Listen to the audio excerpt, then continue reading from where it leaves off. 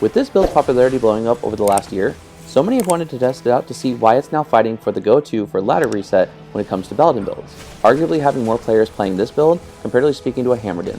However, so many focus on the endgame aspect of this build, but what about those that are just wanting to test it out and only have budget gear to be able to use? That idea is where this build guide comes in handy. In today's video, I'm going to go over the build for the budget Fist of the Heavens Paladin, or the FoHDin, that has high magic find without sacrificing clear speed, and also has great survivability. I'm going to go over the attributes, the skill tree, the gear for my character and my mercenary, and afterwards I'm going to show you guys some gameplay so you could see this build in action. But do keep in mind that when it comes to this build, there are different ways you can be able to gear the character depending on your needs, whether you're trying to go for maximum DPS, you're trying to do a magic find character, or a hybrid of the two. Just keep in mind when it comes to looking at the gear choices that I'm going to be choosing, that you can choose alternative gear depending on the demand that you have for your build. Before we actually get into the build, the comment shout out for this video is going to be, I've been known to be able to crack codes, but as far as your name's concerned, I have absolutely no idea what to go for, so I apologize. I'm not even going to try to read it. But this comes from one of my community posts, who they said, no matter how good Diablo 4 will be, Diablo 2 has a unique place in all of our hearts, and I could not agree more. This is still absolutely one of my favorite games that I've ever played, and it will remain that way forever. Now let's go ahead and get into the video.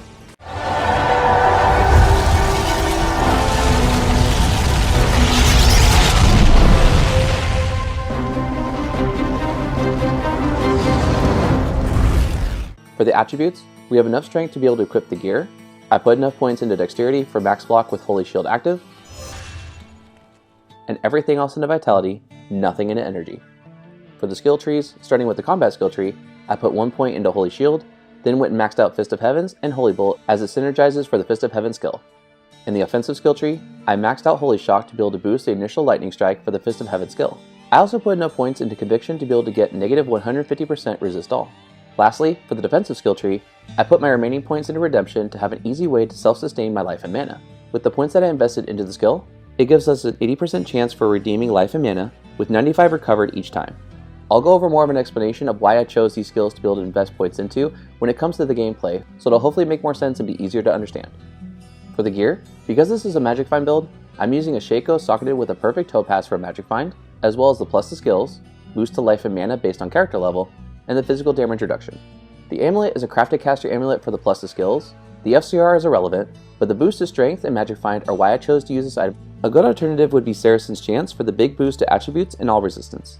The body armor is Scolder's Ire for the plus to skills, and I went and socketed it with an Istrune to be able to increase our magic find. However, if you're concerned for your resistances, Smoke would be a great alternative. Or if you can get a really good base, even Stealth can be useful for its faster cast rate, faster run walk, regenerate mana, and faster hit recovery.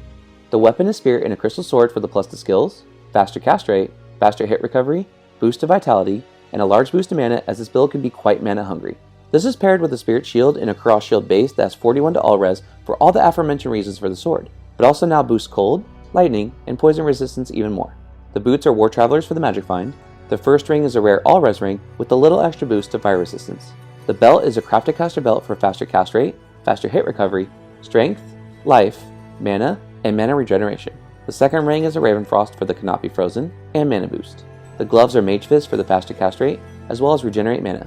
On switch, I'm using a teleport charge staff to be able to get through the area before the entrance of the Chaos Sanctuary, as I'll be charging around the rest of the time to be able to get around easier. For the inventory, I have my cube, both tomes, I have 2 plain Pally combat skillers, and a Geeds for more magic find, and the remaining small charms are all a mix of some resistances and magic find. However, you can add more life small charms to be able to increase your health pool and help with survivability. With the additional stats, there's 376% magic find, 99% faster cast rate, which is well past the 75% breakpoint, but it's mostly because of the dual spirits being used, which then you could swap out items that you'd feel better suit the build and still potentially hit the breakpoint. I'm not really concerned with getting more FCR past the 75% breakpoint, as the Fist of Heaven skills has a casting delay, and that alone won't make adding more FCR for this specific build be necessary, as 75% FCR is more than enough. And with the faster hit recovery, it's the same story for the dual spirits, as well as the crafted caster belt. So with Holy Shield it's 1 frame, but without it it's 2 frames. You can see that the resistances are mostly in the mid-range, but that's because this is meant to be played from a distance and then cast Fist of Heavens and have the Holy Bolt spread out to be able to cause damage. So the resistances don't necessarily need to be maxed, as there's not going to be much that will be able to run up to us before they get killed. But if you wanted to swap items around to be able to make them higher, it will benefit your survivability, but do take into consideration that it might slow down your clear speed. For the Mercenary, I'm using an Act 5 Frenzy Mercenary that is equipped with Vamp Gaze for the Life Leech and the physical damage reduction, Treachery for the Fade proc and IAS boost. The first sword is Oath for the IAS, enhanced damage, and additional damage to demons. The second sword is Lawbringer for the chance to cast level 15 Decrepify proc on striking, level 17 Sanctuary Aura to take away undead enemies' physical resistance, as well as to knock back the undead for crowd control. Now that we've discussed the attributes, the skill trees, the gear for my character and my mercenary, let's go ahead and check out this build in action to see how well it actually plays out. I am overburdened. Once teleported to where large mobs of monsters are, switch to Conviction to increase the damage the initial lightning strike does. And once most of the monsters in the mob are killed, switch to Redemption to start getting back mana and any health you may have lost, and continue to Seals. I tried to focus on having this build be on the late Nightmare to early Hell side of budget, limiting to mostly players 1 runs to still have good clear speed mixed with good survivability. For those grailing, running the Chaos Sanctuary is a level 85 area, so if solely targeting the champions and boss packs, there is no need to bump it up higher than players 1 anyway.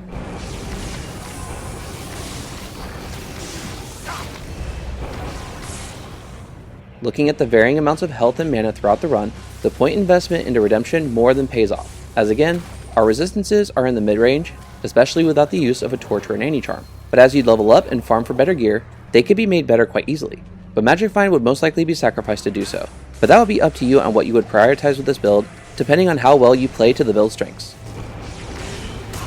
I am overburdened.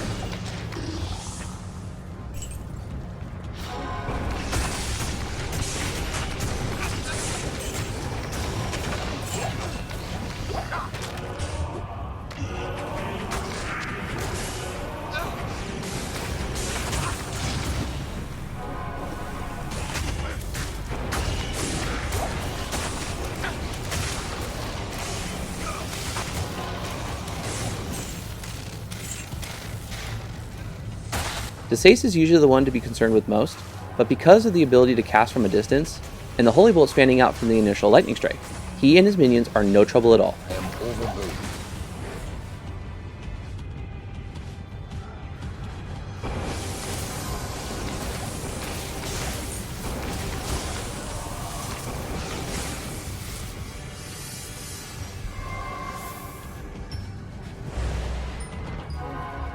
Use Fist of Heavens to strike at the monsters outside of the mobs to be able to allow for the Holy Bolts to spread out and to pierce through as many targets as possible, increasing the AoE or area of effect. And being that you can stand quite far away and still inflict a lot of damage that will expand from the initial impact of the lightning strike, this build is easy to learn to play and is also very safe.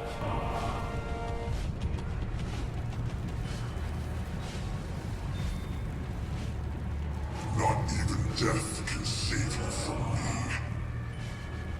Act bosses aren't going to be the quickest to kill, as you may need to use a mana potion with Diablo, but if you can get your Mercenary between yourself and Diablo to Holy Bolt through your Mercenary to Diablo to inflict damage, but simultaneously healing your Mercenary, this is still a very easy kill for this build.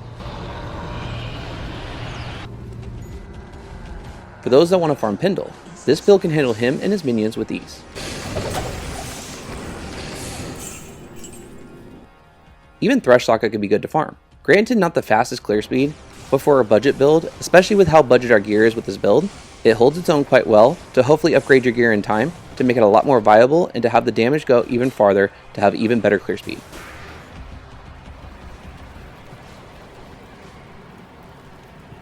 But do be careful taking this build to places such as the Whirlstone Keep, because if you end up running into souls,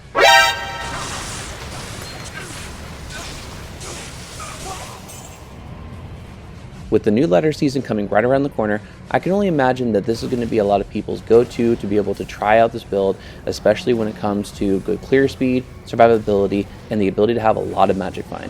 But for those that want to stay dedicated to this character and get a good idea as to what to expect when it comes to the gear, as well as the playstyle for an endgame version of this build, make sure to check out my previously made video going over an endgame version of this Magic Find FoHDin that easily clears all of the Chaos Sanctuary incredibly quick. One that you can even bump up to player 7 and still have an amazing clear speed. The link for that video is down in the description below. And that's going to wrap it up for today's video. I hope you enjoyed it and were able to see if this build would be something that you would be interested in going into the future. And if anything, at least just enjoyed the video. If you like this kind of content and want to see more, hit the subscribe button and hit the bell notification to be notified whenever a new video comes out. Come on. Come on. Come on, then. There you are. There you are. And if you like this video, please let me know by leaving a like. It really is appreciated to be able to help my channel to grow. And if you want to see more of my Diablo 2 Resurrected content, make sure to click the card in the corner up above to check out my Diablo 2 Resurrected playlist with a lot of videos already in it, with a lot more coming in the very near future. Other than that, I hope you guys are staying safe, and I'll see you guys in the next video. Take care.